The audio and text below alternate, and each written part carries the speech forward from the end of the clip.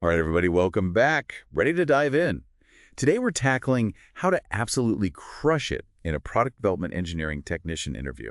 These are the folks who make those cool gadgets and gizmos actually work. Right, not just dream them up, but make the dream a reality. Mm.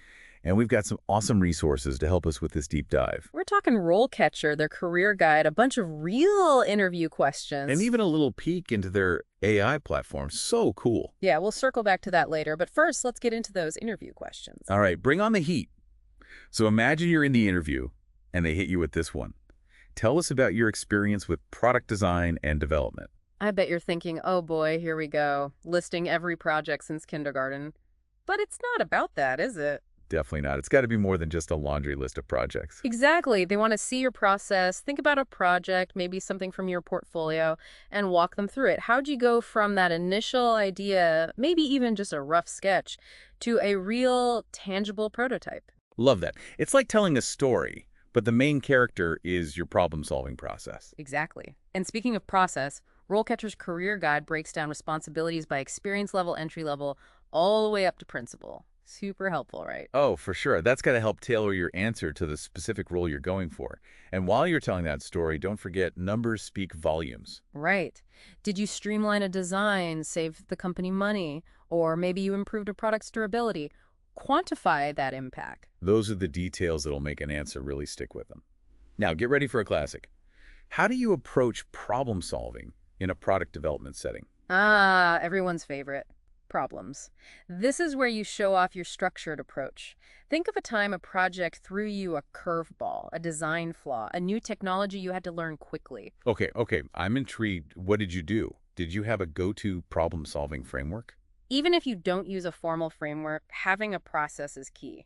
Breaking the problem down, brainstorming with the team. It's about showing you can think on your feet strategically.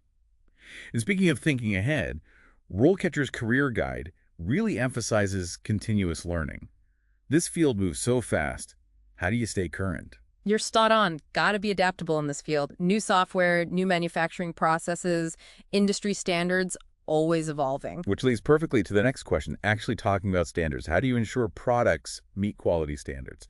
It's all about sweating the details, right? 100%. But it's more than just checking boxes. It's about understanding the why behind those standards. Oh, yes, you do me. Like knowing a product needs a specific ISO certification is one thing, but being able to explain why that certification matters, how it relates to safety, functionality, durability, that's the real deal. Connecting those dots between technical stuff and the actual user experience? Okay, love it. Let's talk testing. Question 4 throws us right into the lab. Tell us about your experience with product testing and validation. This is your chance to be the mythbuster. Ooh, I like that. Think of a time you had to design a really challenging test, something that pushed the product to its limits. Did you build a wind tunnel? A homemade earthquake simulator? Details, people. More importantly, what'd you learn from it?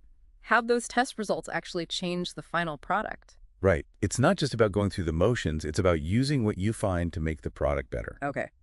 Enough about the technical stuff for a minute. Question 5 asks, how do you collaborate with cross-functional teams? Because even the most brilliant engineer doesn't work alone, right? Designers, marketers, software folks. Stakeholders. And stakeholders don't always agree. Exactly. So how do you deal with that? Can you explain something super technical in a way anyone can get?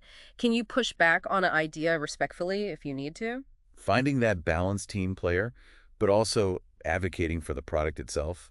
We've still got a few more questions, and I definitely want to loop back to RoleCatcher's AI later. Game changer for sure. But for now, question 6. How do you stay up to date with new technologies and trends in product development? Because this field moves at warp speed. Today's innovation is tomorrow's ancient history. Lifelong learning is key, right? The career guide talks about conferences, publications, all great advice. Yeah, makes sense. But it could also be following the right people on social media, playing around with new software, just staying curious. Curiosity, love it. Now, this next one's a mouthful. How do you ensure products are designed for manufacturability?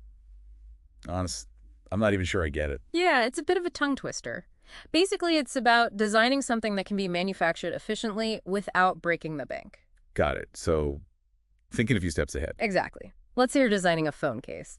It's easy to make it look cool, but if it needs some crazy new manufacturing process or materials that are hard to find, Suddenly, it's not so practical. right, costs go up, production's a nightmare. Showing you've thought about that stuff up front, that's huge. Music to a hiring manager's ears. And speaking of things, hiring managers love time management. Question 8 is all about that. How do you manage multiple projects and priorities simultaneously? Ah, yes, the art of juggling. Everyone wants to know you can handle a busy workload without dropping any balls. No pressure, right? Key is have a system.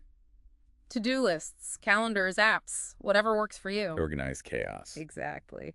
And be ready to share an example of a time you juggled multiple deadlines or whatever and nailed it. Okay, tough situations. Question 9. Tell us about a time you had to make a difficult decision during the product development process. This one's about judgment, navigating those gray areas. Think of a time you had to weigh the options, get input, and make a call, even if it wasn't the popular one. Ever have to deliver bad news? Like a design flaw means delaying a launch. Yep, those are the moments that really test you, and they make for good stories, too. True, true. All right, home stretch. Question 10 brings us back to the heart of it all. How do you ensure the products meet customer needs and expectations? Because at the end of the day, it's about making stuff people actually want to use, right? And that's where empathy comes in. Really understanding the user. Absolutely. Think of a time you really went to bat for the user. Maybe you pushed back on a design element that just felt off, or suggested a feature that solved a real pain point. Showing you're not just building a product, you're building a relationship with the people who will be using it. Couldn't have said it better myself. Man, those RoleCatcher questions were spot on, huh? For sure, they give you a real sense of what to expect. Just remember, it's not about memorizing answers. Use them as a starting point to tell your own story. Authenticity, always key. Speaking of keys, we promised a peek into RoleCatcher's AI, and I gotta say, I'm still kind of blown away by it. AI that helps you tailor your resume and even practice answers almost feels like cheating. In the best way possible, though, right? Oh yeah, definitely. So how does it actually work? Imagine this, you're applying for 2 product development engineering technician jobs. One's at a tech startup, all about wearable devices. The other's a company that designs, like, industrial equipment. Totally different vibes. Exactly. RoleCatcher's AI can look at those job descriptions and figure out what each employer really cares about. For the startup, maybe it's rapid prototyping, user interface stuff. Makes sense. For the industrial company, maybe it's certifications, safety regulations, knowing how to work on a larger scale. So it's like fine-tuning your message to hit the right notes with each company. Exactly. No more generic resumes. You're crafting a targeted narrative, highlighting what matters most for that specific role. And it's not just the resume, right? You said it helps you practice answers, too. Right. RoleCatcher's AI can actually listen to your practice answers. It'll give you feedback on how clear you are if you're using too much jargon. Whoa, no way. That's like having a personal interview coach. Pretty much. It can even pick up on things like your tone of voice, how fast you're talking. Seriously. Yep. Helping you find that sweet spot confident, but not, too over the top. That's incredible. It's amazing how technology can help level the playing field, Give everyone the tools to really put their best foot forward. And at the end of the day, that's what it's all about, giving you the power to show off your skills, your passion, what you bring to the table. Well said. I think we've given our listeners a lot to chew on today. We've covered a ton. We demystified what it actually means to be a product development engineering technician, broke down those interview questions. Don't forget the AI. Oh yeah, and we even unlocked the power of AI to help you stand out. Yeah. So to everyone listening, what are you waiting for? Go out there and build something awesome. And remember, never stop learning. This field's all about embracing new challenges. Exactly. And hey, when you land that dream job, come back and tell us about it. We'd love to hear your success stories. Until then, happy innovating. See you next time.